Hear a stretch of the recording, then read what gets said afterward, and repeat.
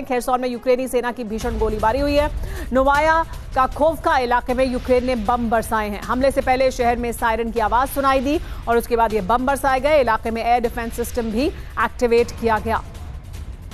तो देखिए किस तरह से लगातार हमले किए जा रहे हैं। हमले से पहले शहर में सायरन की आवाज सुनाई दी, डिफेंस सिस्टम को भी एक्टिवेट किया गया। खेरसौन में यूक्रेनी सेना की भीषण गोलीबारी। एक और बड़ी खबर आपको बता देते हैं। अमेरिका ने यूक्रेन को दिए हथियारों की लिस्ट जारी की है। यानी अमेरिका ने बताया कि उसने क्या कुछ दिया है अब तक यूक्रेन को। मिसाइल दिए हैं, वाहन और गोला बारूद में $15 अरब खर्च किए हैं। अमेरिका ने यूक्रेन को 8,500 जेवलिन मिसाइल भेजी हैं। अमेरिका ने 126 हॉवित्जर तोप और 8 लाख गोले भेजे हैं। फरवरी से यूक्रेन को हथियारों की सप्लाई कर रहा है अमेरिका। पूरी लिस्ट उसने जारी की। अमेरिका ने $55 अरब के हथियार भेजने का ऐलान किया है। यानी ये तमाम हथियार हैं जो अमेरिका ने यूक्रेन। चंदन उगाएंगे तो चोर आएंगे, बेच नहीं सकते, ये सोचकर आप चिंतित हो क्या? अगर 130 करोड़ में चंदन उगाने वाले आपको सिखाएं तो देरी क्यों? फ्रीडम ऐप को अभी डाउनलोड करें। को अभी तक दिए हैं और यूक्रेन लगातार इन्हीं हथियारों के दम पर, जो उसे अमेरिका से मिले हैं, जो उसे बाकी यूरोप के देशों से मिले हैं, उनके दम पर लगातार बढ़त बनाने की कोशिश कर रहा है। और इसी वजह से ये जो जेवलिन दिए गए हैं उनके जरिए उसने जो तोप है रूस की या रूस के जो हथियार हैं उन्हें लगातार नुकसान पहुंचाया है। और वो हथियार जिससे उसे मदद मिली है उसकी और डिमांड फिर यूक्रेन की तरफ से रखी गई है, अमेरिका के सामने भी और दूसरे और यूरोपीय देशों के सामने भी।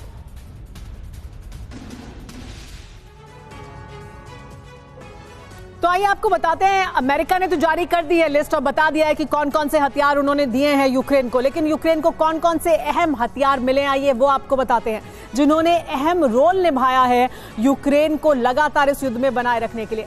तो सबसे अहम हथियार जिसकी हम बात कर रहे हैं वो है हिमार्स M77 हॉवित्जर तोप, TB2 ड्रोन, इससे बहुत मदद मिली है, और T-72 M1 टैंक।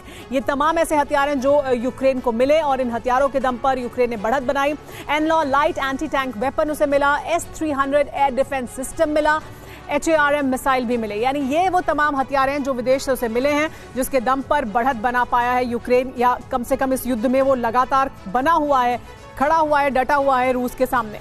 आइए एक एक कर आपको बाकी जो हथियारों से मिले उनके बारे में भी बताते हैं कि उनकी खासियत क्या है, उनकी किस तरह से युद्ध के मैदान में उनकी का इस्तेमाल किया जाता है और वो कैसे मदद करते हैं।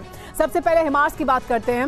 HIMARS रॉकेट लॉन्चर सिस्टम है, लॉन्चिंग क्षमता है इसकी क्या वो भी आपको बताएंगे, इफेक्टिव रेंज, ऑपरेशनल रेंज और स्पीड, ये जो तमाम चीजें हैं वो आइए आपको बताते हैं। MGM 140 मिसाइल 300 किलोमीटर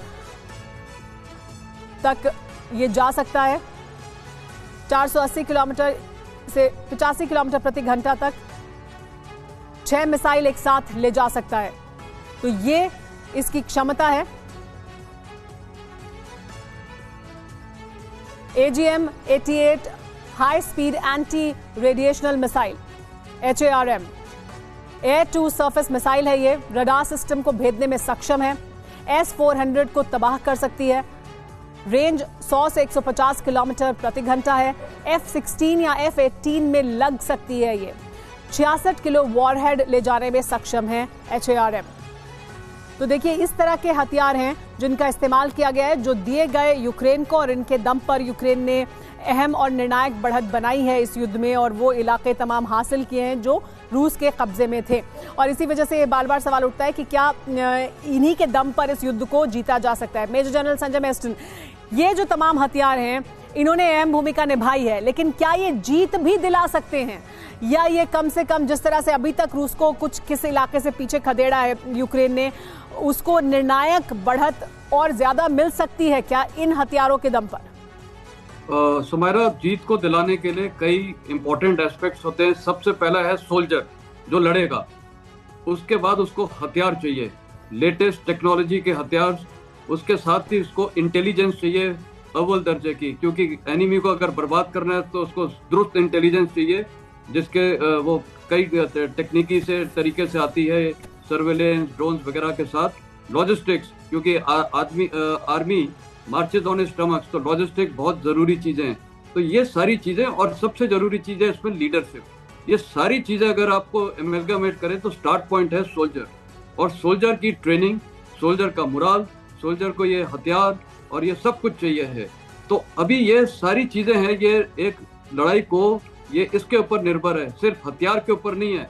अगर एक सेना लड़ाई का मैदान छोड़ के चली गई, लेकिन मेसन सर, ये जो अभी कोई... हमारे सामने यूक्रेन की स्थिति है, उसमें आप क्या समझते हैं कि ये हथियार कितनी जो उनकी मदद कर रहे हैं, ये किस हद तक मदद कर सकते हैं? क्या ये उनको निर्णायक जीत दिला सकते हैं रूस पर? मैंने आपको बोला, कोई भी लड़ाई में हथियार बहुत जरूरी चीज है, और उसके साथ इंटेलिजेंस, लॉजिस्टिक्स वगैरह, लीडरशिप।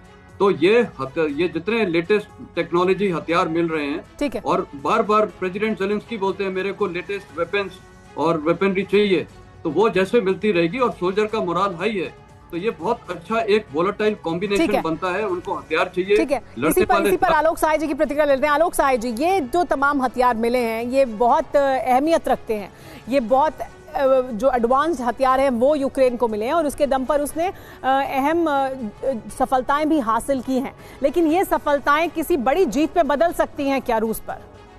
सुमेरा जी, हथियार तो उनको बहुत ही अच्छे मिले हैं। आपने जितने हथियार बताए उसमें एक हथियार और भी है जो बहुत निर्णायक भूमिका अदा कर रहा है, वो है सीजर आर्टिलरी गन। फ्रांस ने जो दिया है उसका सबसे ज्यादा रेंज है, 48 to 49 किलोमीटर रेंज है, जो किसी भी आर्टिलरी गन से ज्यादा रेंज है। यानी कि रूसी तोपखाने के जद के बाहर खड़े होकर के ये तोपखाने उनके ऊपर गोले बरसा रहे हैं।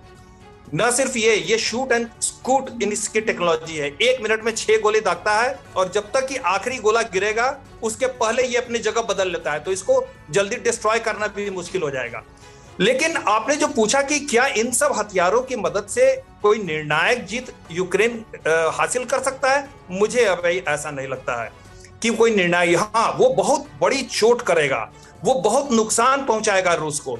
इससे रूस की किरकिरी होगी, पुतिन की सत्ता जा सकती है। पुतिन के ऊपर कई तरह के आपने सुना होगा कि उनके सत्ता के ऊपर खतरा हो गया है, ये सब चीजें होगी। उस दूसरी तरफ रूस ये चाह रहा है कि ये लड़ाई किसी तरह से वो जाड़े तक खींच के ले जाए, क्योंकि यूरोप में जब एक बार जाड़ा आएगा तो फ्रांस और जर्मनी बिजली और ऊर्जा संकट को क्या जाड़े में झेल पाएंगे बिना रशियन पेट्रोलियम के?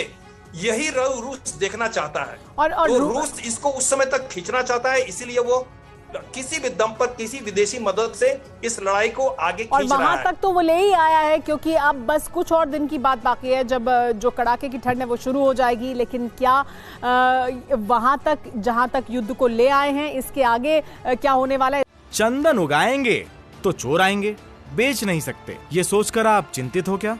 अगर 130 करोड़ में चंदन उगाने वाले आपको सिखाएं तो देरी क्यों? फ्रीडम ऐप को अभी डाउनलोड करें।